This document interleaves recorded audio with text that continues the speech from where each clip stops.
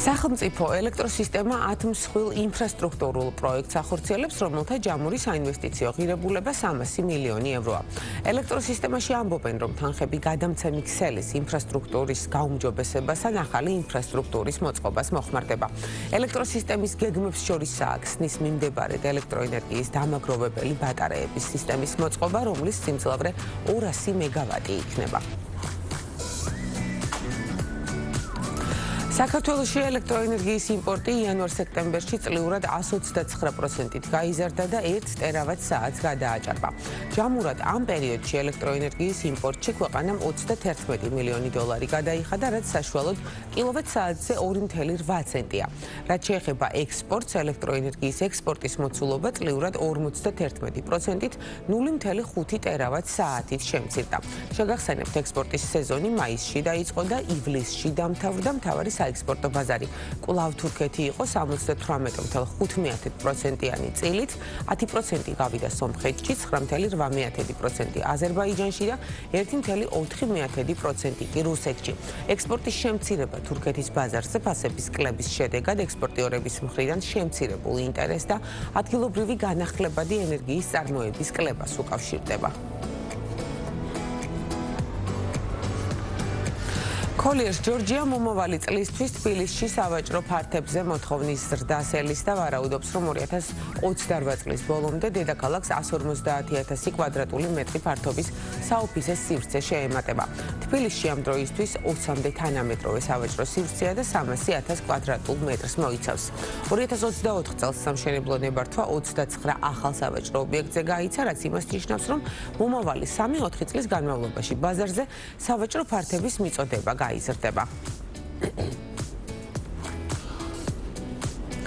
სოფლიოში ბიომეღვინეობის წარმოების მაჩვენებელი იზრდება. ქართულ მეღვინეთა ნაწილი ამბობს, რომ ბიოღვინის წარმოების რესურსი არ აქვს, რადგან ამ კატეგორიის ღვინის წარმოებას დიდი ფინანსური რესურსი გამოცდილება, შრომა, განსხვავებული ტექნოლოგია და თავისებურება სჭირდება.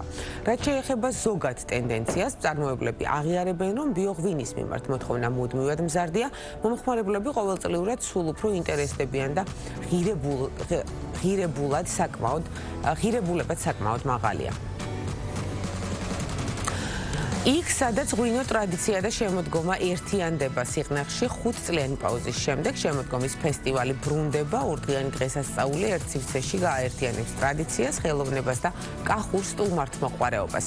სიღნაღობის დღესასწაულთან ერთად ღვინის ფესტივალის საინვაინი გაიმართება და ადგილობრივ მეღვინეებს საკუთარი პროდუქციის პოპულარიზაციის შესაძლებლობას მისცემს. ფესტივალის მიზანია კიდევ ერთხელ წარმოაჩინოს ქართული ღვინო, რეგიონების ტრადიციები და ის კულტურა, რომელიც ჩვენი ქვეყნის იდენტობის ნაწილია. ჩვენი სტუმარია საქართველოს ღვინის კოლექციის დამფუძნებელი ლიზა გრიგალაშვილი. ფესტივალის შესახებ დეტალურ ინფორმაციას მოგვაწვდის, რა თქმა უნდა. ლიზა, მოგესალმებით, ძალიან დიდი მადლობა სტუმრობისთვის.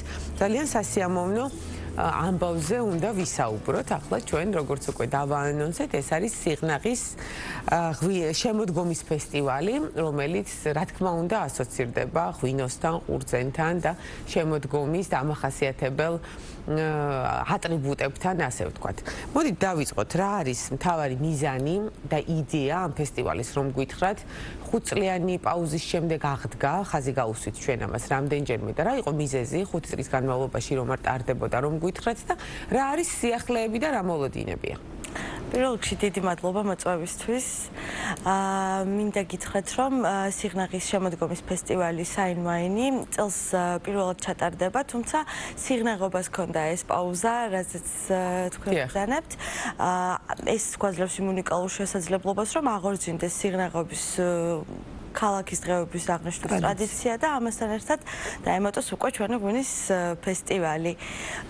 ძალიან გვიხარია, რომ მოგვეცა ამ ყოველფრის ჩატარების შესაძლებლობა, რასაც დიდ მადლობას ვუხდით ღვინის ეროვნულ სააგენტოს. მათ კონკურსში გავიმარჯვეთ სწორედ ჩვენ და სიღნაღის მუნიციპალიტეტის მერიასთან ერთად მოგვეცა შესაძლებლობა ამ ყოველფრის ორგანიზების. და რას მოიცავს ახლა ღვინის ფესტივალი, რომ მოგვიყვეთ? მოკლედ სიღნაღის შემოდგომის ფესტივალი ჩატარდება 22-23 ნოემბერს და მოიცავს მთლიან ქალაქს, მთელი ქალაქის მასშტაბით.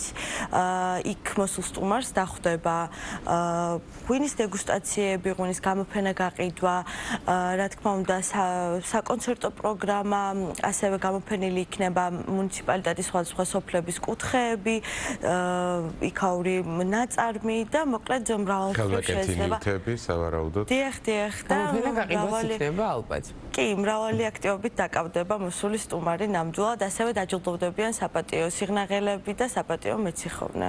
კი ბატონო, თქვენ არაერთი ფესტივალის ორგანიზატორი ხართ მთელი საქართველოს მასშტაბით და სწორედ აქედან გამომდინარე, დავაკონკრეტოთ, თუ შეიძლება რა იქნება განსხვავებული კონკრეტულად სიღნაღში და ასევე მსგავსი ფესტივალების მნიშვნელობა სხვადასხვა რეგიონისთვის რა უკავშირი და ბენეფიტი აქვს ხოლმე ამას უკვე შემდეგ თქვენი დაკვირვებით. ბეტონო, მოკლედ სიღნაღის ფესტივალი განსხვავებული იქნება, ვინაიდან აქ უკვე ჩართულია საკმაოდ დიდი კონცეპტუალური შინაარსი და ჩემი მოსაზრებაც ეს არის ამასთან დაკავშირებით, რომ მხოლოდ ღვინის ან მხოლოდ რაღაც კონკრეტული ჭრილის ფესტივალები აღარ არის საკმარისი მოსახლეობის დასაინტერესებლად. აქედან გამომდინარე, მე ვთვლი, რომ ძალიან მნიშვნელოვანია როგორც ეკონომიკური, ასევე ტურისტული განვითარებისათვის ღვინის და კულტურის გადაჯაჭვა, რაც ისედაც გადაჯაჭვულია უბრალოდ ამ ყველაფრის ხაზგასმა.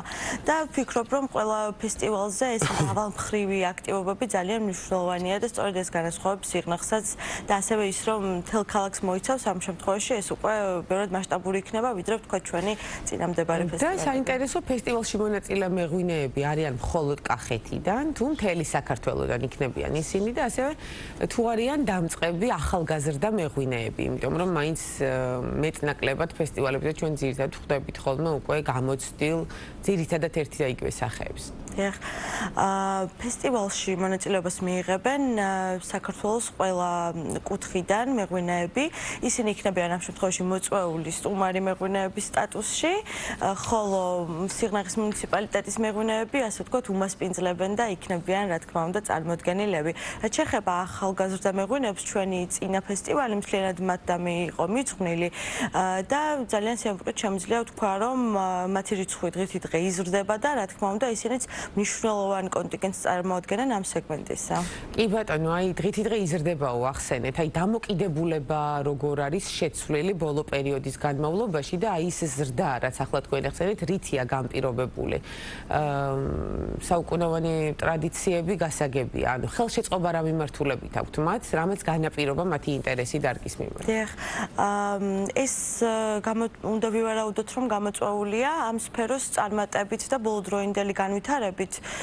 მოგეხსენებათ, როდესაც ამ ყველაფერს ხედავენ ახალგაზრდა პერსპექტიული მეღვინეებიც, ისინიც აბარებენ ამ ფაკულტეტზე და შემდეგ უნდებათ იმ თავისი წინაპრების ტრადიციების შერწყმა და გათანამედროვება და ყოველთვის ეს ახალგაზრდა მეღვინეები კავშირში არიან ხოლმე აი ამ ფიუჟენთან ძველი ტრადიციებისა და თანამედროვე ტექნოლოგიების, რაც შემდეგ ძალიან საინტერესო როგორც გემოვნურად, ისე რა თქმა უნდა კულტურულად. კი ბატონო, შიდა ტურიზმის ნაწილში მსგავსი ფესტივალები არის ძალიან მნიშვნელოვანი და უკვე ერთგვარი ტრადიცია არის, რომ სხვადასხვა რეგიონის ვესტუმროთ მსგავსი ფესტივალებს, ღვინის იქნება თუ სხვა ტიპის ფესტივალები. საინტერესოა საერთაშორისო ვიზიტორები რამდენად ინტერესდებიან მსგავსი ფესტივალებით. თუ არის ეს ტურპაკეტებში ჩადებული მაგალითად მსგავს ფესტივალში მონაწილეობის მიღება და ძირითადად რითი ვაინტერესებთ მათ? ქართული ღვინო ბრენდად არის ჩამოყალიბებული ზოგადად მსოფლიოში, ეს ჩვენ კარგად ვიცით, ადგილობრივად რითი ვცდილობთ მას მოხიბლას და საქართველოს გაცნობას ღვინის გავლით. დიახ, ჩვენს ორგანიზაციას მჭიდრო კავშირი აქვს სხვადასხვა გიდების ასოციაციებთანაც, ვინაიდან ვფიქრობთ, რომ ეს არის სწორედ ამ ფესტივალის შინაარსი ჩვენი სავიზიტო ბარათი. აქედან გამომდინარე, ველოდებით ტურისტულ აქტივობას აუცილებლად შიდა ტურიზმისთვისაც, რა თქმა უნდა, ძალიან მნიშვნელოვანია.